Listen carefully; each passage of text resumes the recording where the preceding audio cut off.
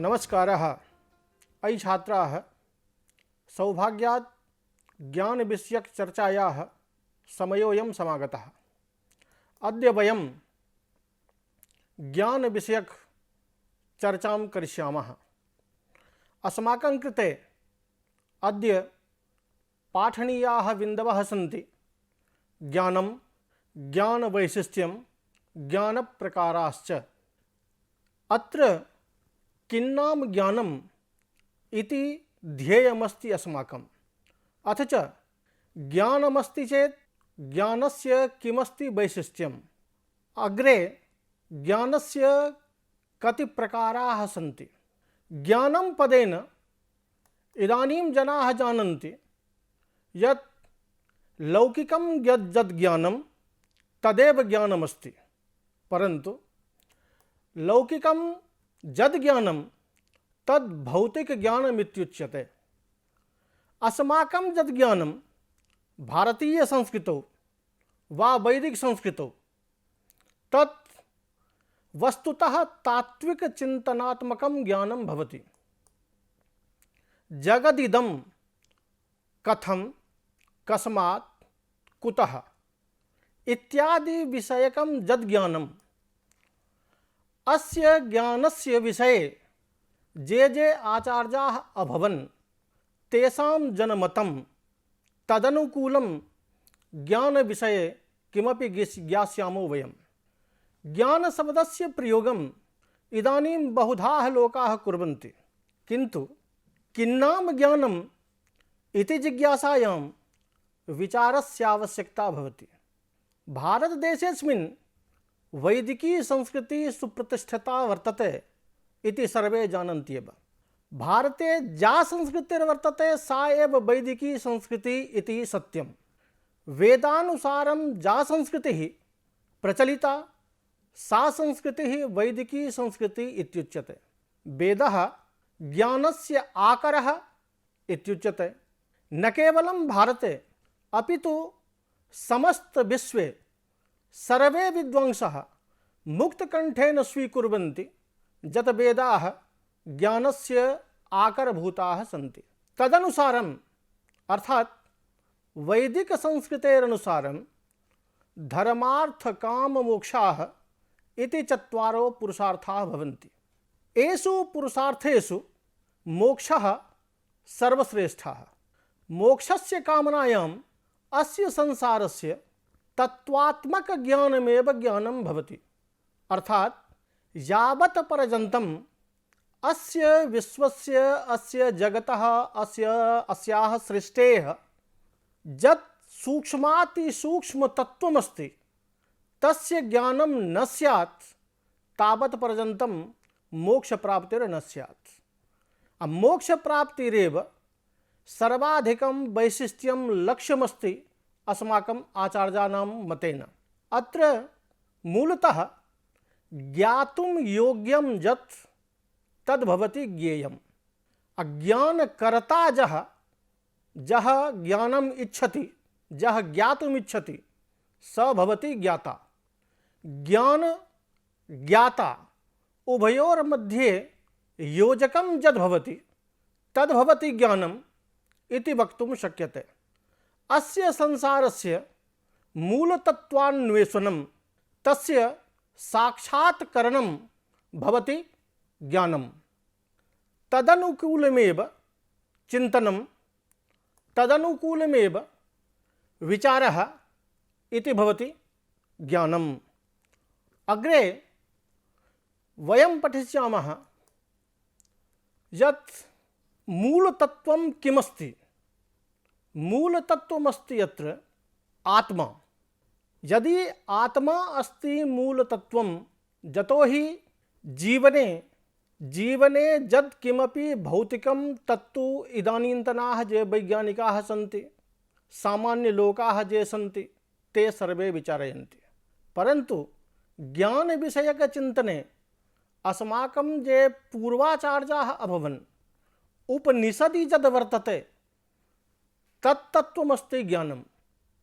अत्र आत्मपरमात्मनोः चिन्तनं भवति।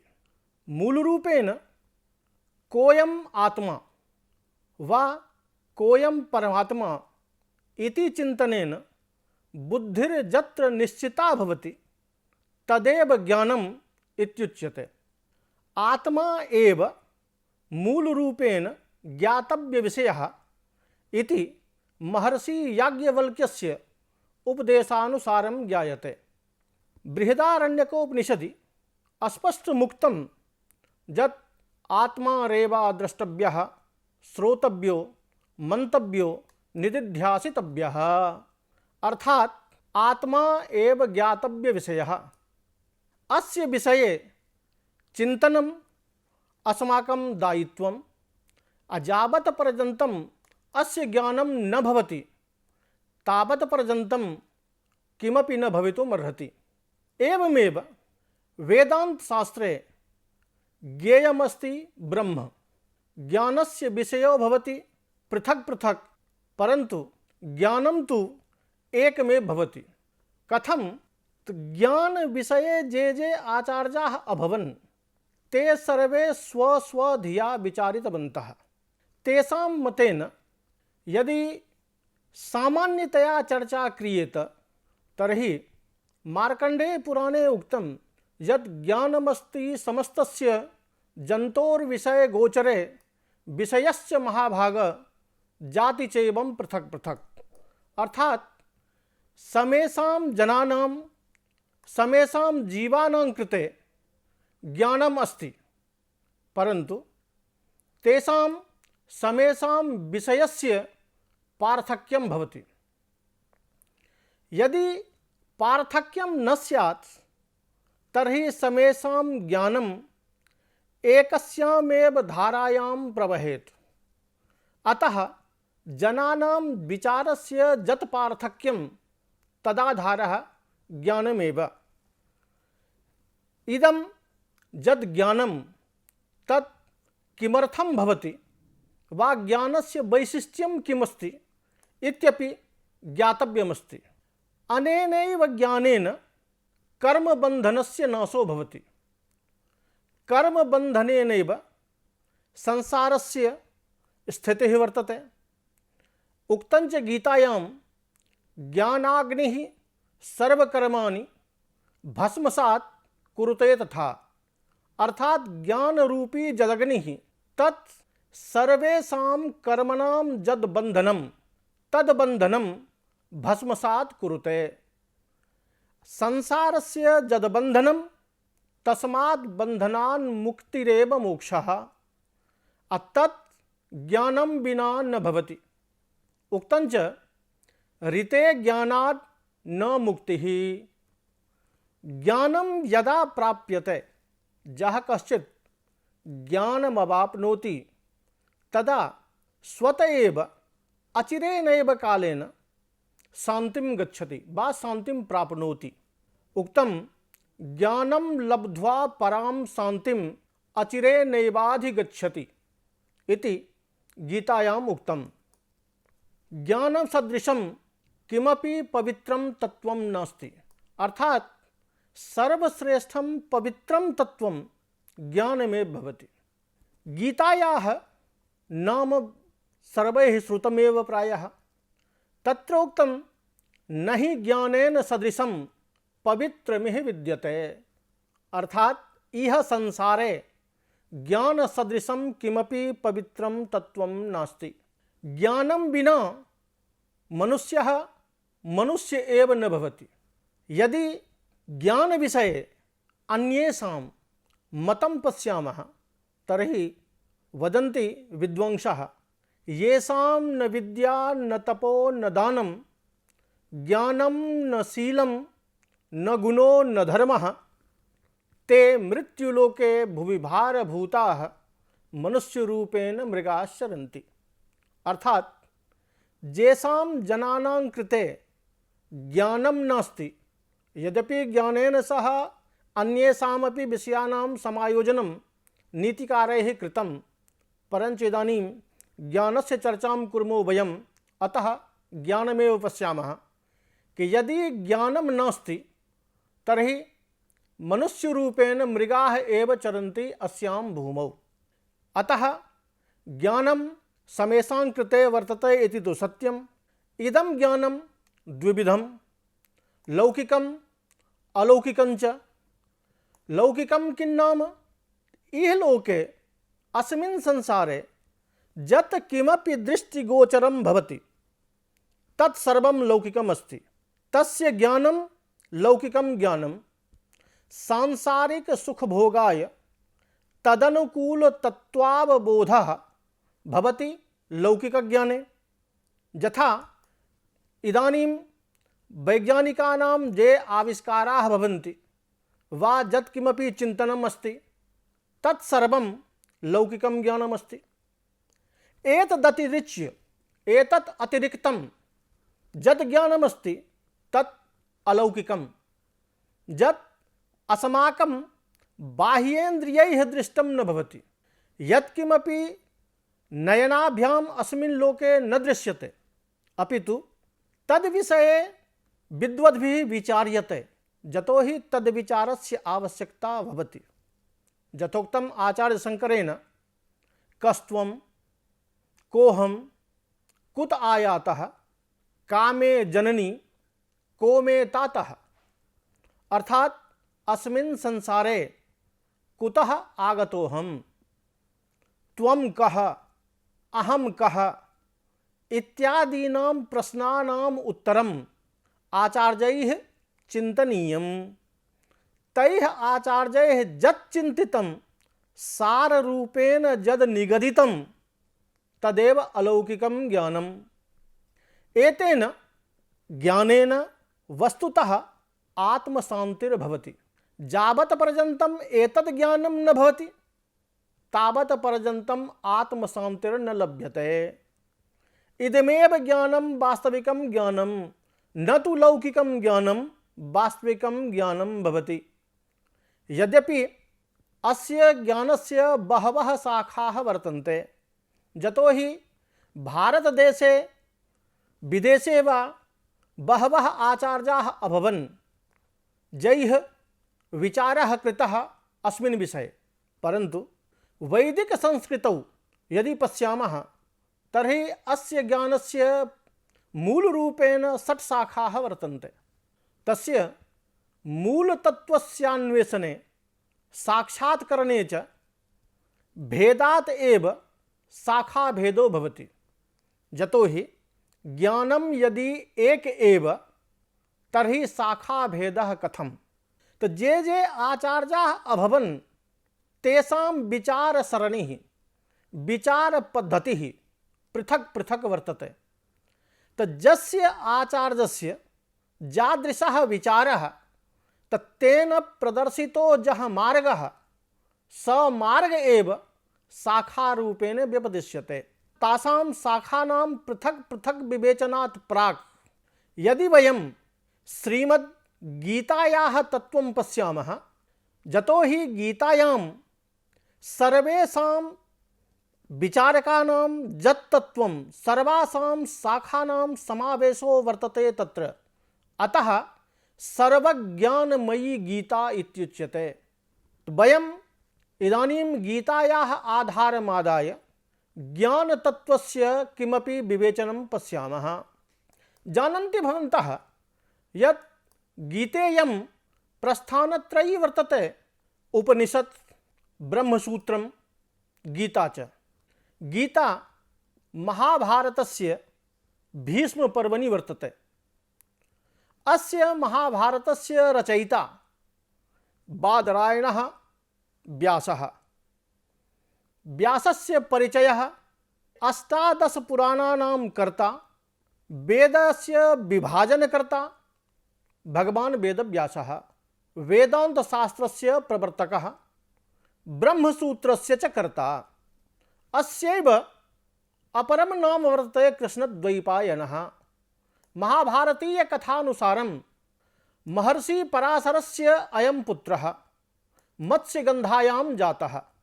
कस्मिंश्चित् द्वीपे अस्य जन्म अभवत्। अस्य बादरायणस्य या कृतिः तस्याः विषये किमपि कथनस्य आवश्यकता नास्ति। जतो हि सर्वे विद्वांसः मुक्तकण्ठेन प्रशंसां तु कुर्वन्त्येव। अधिकेन किं केवलं महाभारतस्य यद् वैशिष्ट्यं तस्मिन् विषये गद्यसाहित्यस्य पञ्चाननभूतेन श्री बाणभट्टेनोक्तं स्वकीय हर्षचरिते यत् किङ्कवेः तस्य काव्येन सर्ववृत्तान्तगामिनी कथेव भारतीजस्य नो व्याप्नोति जगत्त्रयम्। अर्थात यथा भारती कथा त्रिषु जगत्सु व्याप्ता, लोकत्रये व्याप्ता एषा कथा, तथैव यदि कवेः काव्यं लोके व्याप्तिं न जाति तर्हि कवितया किं वा तेन कविना किम्। अस्य वेदव्यासस्य विषये नलचम्पूकारः प्रसिद्धो कविः लिखति त्रिविक्रमभट्टः। व्यासः क्षमाभृतां श्रेष्ठो वन्द्यः स हिमवानिव सृष्टा गौरी दृशिजेन भवे विस्तारी भारता। आचार्य वेदव्यासस्य महाभारतीयकथायाः वैशिष्ट्यं पश्यामो वयं यत् तस्मिन् विषये उच्यते धर्मे अर्थे च कामे च मोक्षे च भरतर्षभ यदिहास्ति तदन्यत्र जन्नेहास्ति न तत्क्वचित्। अर्थात धर्म विषयक चर्चा स्यात्, अर्थ विषयक चर्चा स्यात्, काम विषयक चर्चा स्यात् वा मोक्ष विषयक चर्चा स्यात्। हे भरतर्षभ, यत् किमपि अस्मिन् महाभारते निगदितम् अस्ति तदेव तत्त्वं संपूर्ण विश्वे संपूर्ण वाङ्मये वर्तते। यत् अस्मिन् महाभारते नास्ति तत् कुत्रापि नास्ति। तात्पर्यमिदं यत् महाभारतमिदं सर्वश्रेष्ठा रचना वर्तते। अस्यैव महाभारतस्य भीष्मपर्वणि श्रीमद्भगवद्गीता वर्तते। भारतीयाः पाश्चात्याश्च विद्वांसः मुक्तकण्ठेन अस्याः गीतायाः प्रशंसां कुर्वन्ति। श्रीकृष्णः पार्थं सम्बोध्य अर्थात अर्जुनं सम्बोध्य ज्ञानस्य उपदेशं कृतवान्। साक्षात् ब्रह्मस्वरूपिणः भगवतः श्रीकृष्णस्य मुखात् विनिर्गतेयं गीता सांसारिकानां जीवनम् उद्धरतुम् अमृतधारा इव वर्तते। साक्षात् महात्मा गान्धिनः अनुसारं गीता जगन्माता वर्तते। यः महात्मा गान्धी बापू नाम्ना इत्यभिधीयते, सर्वे जानन्ति तस्य महत्वं। तस्य विचारेण एषा गीता जगन्माता भवति, यस्याः द्वारं सर्वदा समेषां कृते उद्घाटितमेव भवति। अस्यां गीतायाम् 18 अध्यायाः वर्तन्ते, 700 श्लोकाः वर्तन्ते। अयं ग्रन्थः साक्षात् ज्ञानस्वरूपः। अत्र भक्तियोग, कर्मयोग, ज्ञानयोग इत्यादि रूपेण व्याख्याः वर्तन्ते।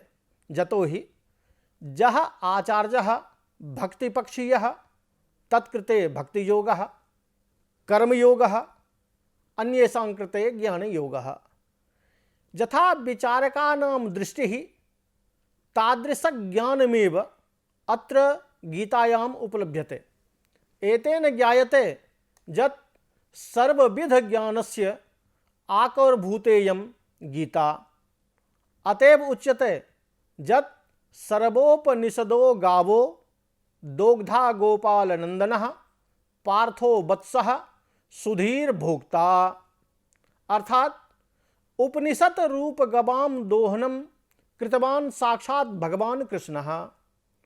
यथा गवां दोहनाय गोवत्सस्य आवश्यकता भवति, तथैव अत्र भगवता कृष्णेन अर्जुनः गोपुत्ररूपेण अर्थात वत्सरूपेण नियोजितः।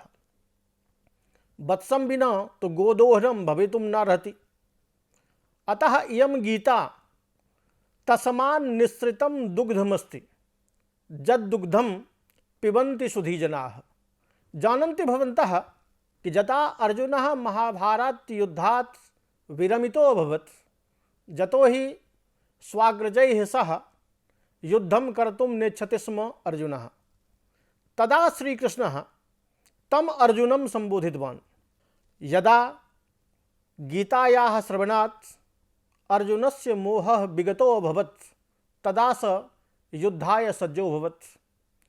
तत्त्वज्ञानं जद अभवत् अर्जुनाय, न सतो अस्यां गीतायां, यस्याः गीतायाः विषये इदानीं वदामः, अस्याः गीतायाः सारतत्त्वमस्ति यत् नासतो विद्यते भावो नाभावो विद्यते सतः, उभयोरपि दृष्टोऽन्तः त्वनयोः तत्त्वदर्शिभिः। अर्थात यत् असत् भवति तस्य भावो न भवति, अजत् सत् भवति तस्य अभावो न भवति। तत् सत् यदस्ति, यस्य विषये उक्तं यत् नो असतः विद्यते भावः अथ च सतः अभावः न भवति, तत् सदस्ति ब्रह्म, यस्य कदापि विनाशो न भवति। अस्पष्टमुक्तम् अविनाशीत तद्विद्धि येन सर्वमिदं ततं, विनाशमव्ययस्यास्य न कश्चित् कर्तुमर्हति। आत्मनो महत्त्वं गीतायां सर्वप्रथमं द्रष्टव्यम्।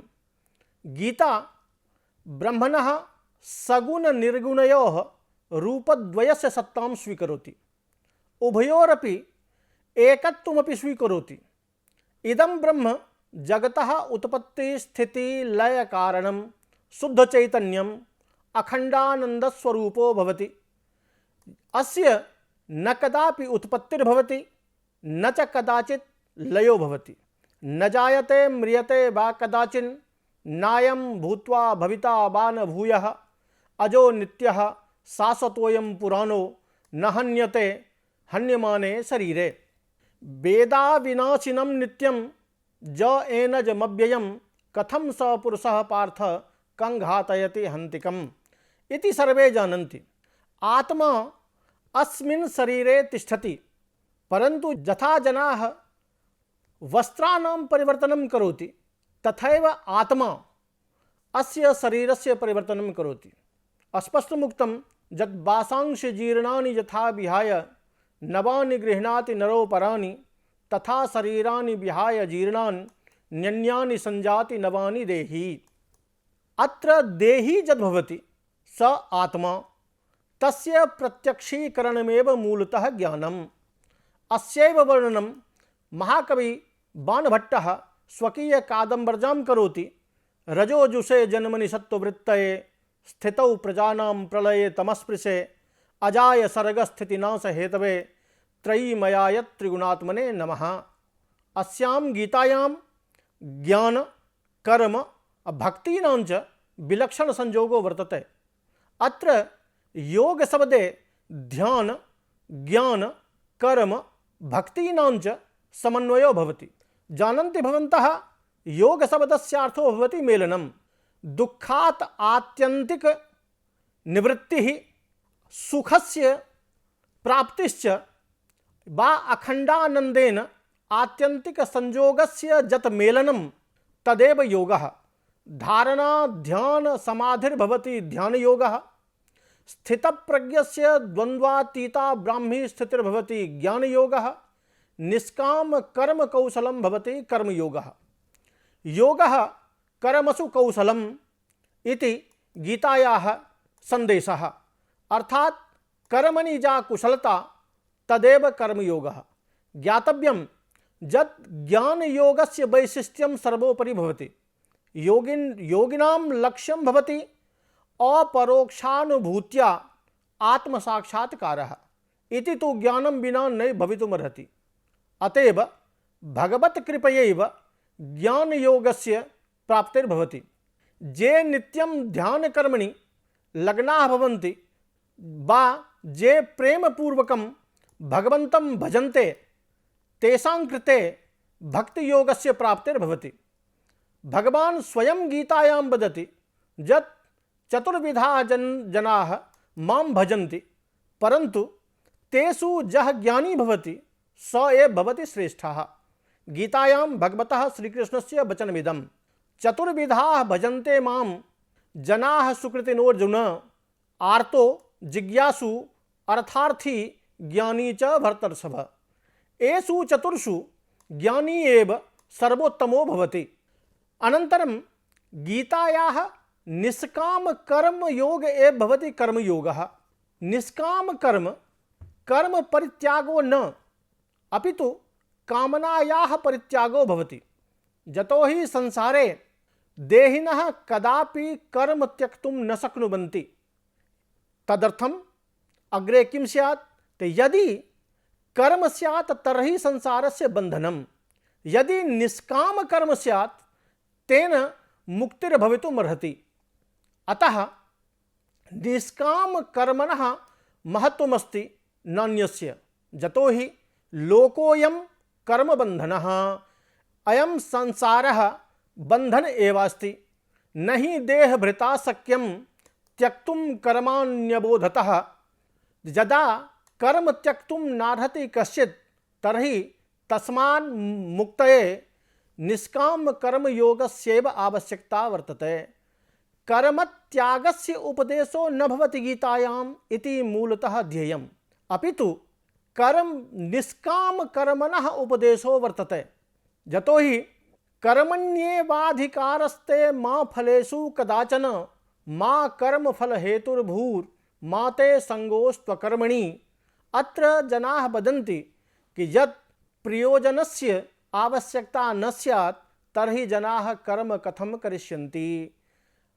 कर्मणि एव अधिकारः चेत् फले नास्ति अधिकारः तर्हि जनाः कर्म कथं करिष्यन्ति। परन्तु अत्र गीतायाः उपदेशः तथा नास्ति। गीता वदति यत् कर्म कुरु कर्मणि यथा ते अधिकारः तथा फले नास्ति ते अधिकारः। निष्काम भावेन कर्म कुरु एतेनैव मुक्तिः स्यात्। एवमेव भक्ति योगेपि भक्त भगवतोर्मध्यस्थरेखायाः परित्यागः आवश्यकः भवति। उभयोर्मध्ये यदन्तरं तस्य परिमार्जनेन भक्ति योगस्य प्राप्तिर्भवति। स्वभावं परिहाय सर्वतो भावेन भगवतः शरणागतिरेव वरम्।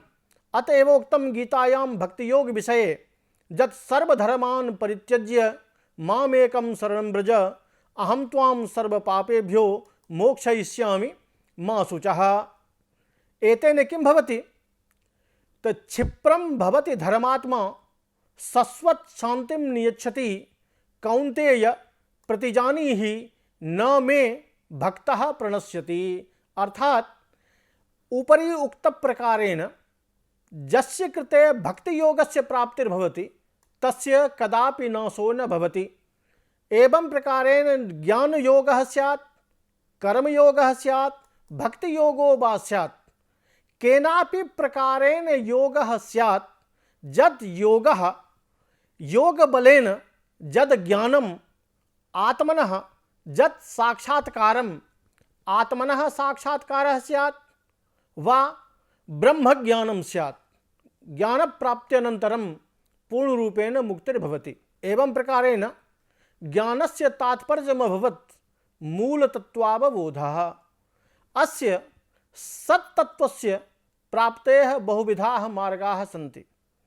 तत्तद् विदुषां मतानुसारं यैः आत्मसाक्षात्कारः कृतः यदा आत्मज्ञानं भवति, आत्मसाक्षात्कारो वा भवति, तदा सर्वेषां ज्ञानानां निवृत्तिः स्वयमेव जायते। ज्ञानाग्निः सर्वकर्माणि भस्मसात् कुरुते इति गीतायां भगवता श्रीकृष्णेन उक्तमेव। छात्राः, एवं प्रकारेण गीतायां ज्ञानस्य या चर्चा वर्तते, यद्यपि तत्र चर्चा तो बहुविस्तृता वर्तते, परन्तु समयानुकूलं यत् ज्ञानस्य विषये तत्र उक्तं तस्य सारांशः अत्र अस्माभिः पठितः।